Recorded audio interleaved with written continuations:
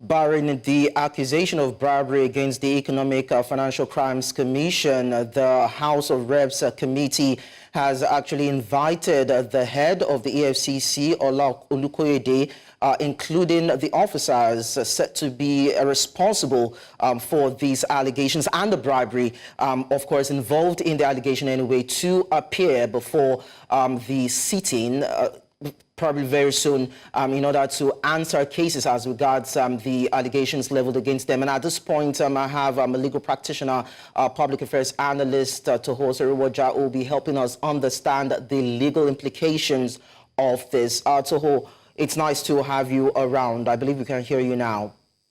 Yeah, thank you. You're welcome. So let's understand the legal angle of this invitation by the House of Representatives investigating the EFCC concerning the bribery allegations. What's your take on the situation so far? Okay, first of all, I want to say that the House of Reps and the committee, they have the constitutional right by virtue of Section 88, subsection 1, paragraph A of the Constitution to invite the Economic and Financial Crime Commission, the chairman of the Economic and Financial Crime Commission, because the Economic and Financial Crime Commission exists as a result of the act of the National Assembly. So it's part of the constitutional responsibility of the House of Rep to invite them over an issue which they believe is of public concern or that has to dent the image of the commission. But however, I believe the House of Reps are in a rush to carry out the oversight function, because the matter is still too early for them to intervene. And I want to commend the EFCC chairman who has taken it upon himself to swing into action immediately such allegation or the tape was discussed on social media. If you say the Green Chamber is actually in haste to intervene in this matter, what would you have expected in terms of procedure when it comes to investigating cases of bribery like this? Okay, first of all, the EFCC, the Economic and Financial Crime Commission, has disciplinary measures put in place for area officers. And those disciplinary measures, the first activation the chairman has done is to call for the officers involved in the alleged corrupt act, and also cause investigation, which EFCC within their mechanism, their internal mechanism to deal with erring officers has already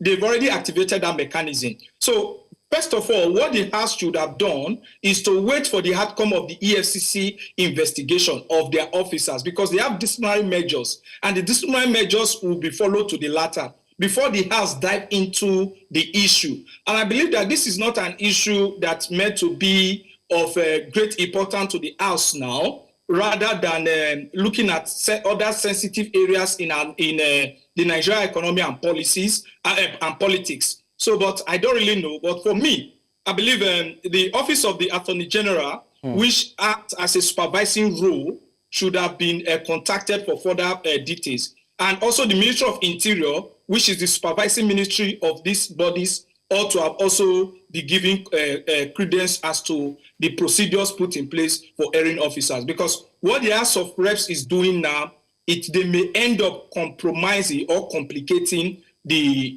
issue at hand. Okay, so let's look at the details now. What rights do individuals involved in the investigation have, especially regarding protection against self-incrimination and public disclosure? No, well, first of all, if you look at the clip in question, you can neither both parties, neither the person who is making the call or the person who received the call, because you could see that from the recording thus far, you discover that it is either of them that disclosed the content of that conversation. So one, the issue of privacy cannot in any way avail Idris in question now, who is popularly known as Bobrisky. Issue of privacy cannot come in. Issue of data protection can never come in that regard. So, but another thing again for the Martins in question, which is popularly known as Very Dark Man, on his own way of making, or his own way of seeing a better society, I think he also have the right to decline the invitation of the House of Reps, because it's not an institution of the is not an institution or an is not an institution or an employee of the federal government. Okay. But be that as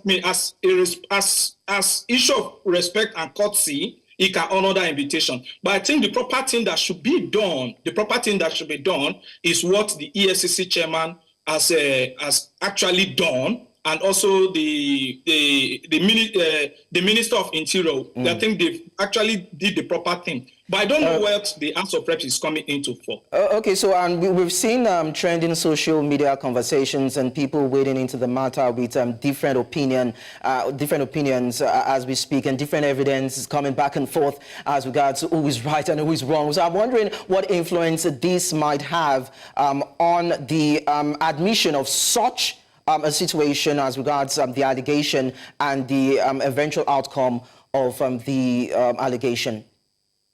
Well, if you listen to the tape carefully, you discover that if EFCC will actually carry out their due diligence on some of the conversation, like me, I'm a lawyer, I'm not an investigator. There are so many names that are mentioned, and there are so many specific amounts that were called, and the period in which these amounts left an individual account to another account. So that can be a circumstantial evidence within the ambit of their investigation. And also, we understand that the prosecuting team of the prosecution, which is the EFCC in this regard, first of all, let me question the fact that majority of us, when this issue came up, we knew for sure that by virtue of Section 6, and Section 6, which is the general power of the Economic and Financial Crime Commission, and Section 7, which is the specific power of the Economic and Financial Crime Commission, does not give them the power to prosecute somebody that committed an offense under Section 21 of the Central Bank Act. So that is for one. But under the Money Laundering Act, under the money laundering charges they brought, they have that particular power. But the reason why they withdraw that charge is another circumstantial issue the investigators will look into. Because for a plea bargain to be entered, there are procedures stated by the Administration of Criminal Justice Act 2015, which if you look at Section 270 of the Act, you see that the procedures that the prosecution need to follow for a plea bargain to be taken. So all these are circumstantial evidence that will aid the investigation. Then moving forward, whether those evidence will be admitted in court or not is issue of what the Evidence Act says and how the evidence are collected. And also, we should also overweigh that the court is not a court of public opinion or emotions. The court only work on what is brought before them. And the things that are brought before them, are they admissible in line with the Evidence Act or circumstantial law that will make them admitted? So those are the things. But I believe that it's really sad that these things are coming out in this particular way. Well, then we'll wait for the outcome of the investigation, but on the part of the Green Chamber, that's the House of Reps, and of course the EFCC. Thank you so much to Hosa Roja for sharing your legal perspective to this. You are welcome.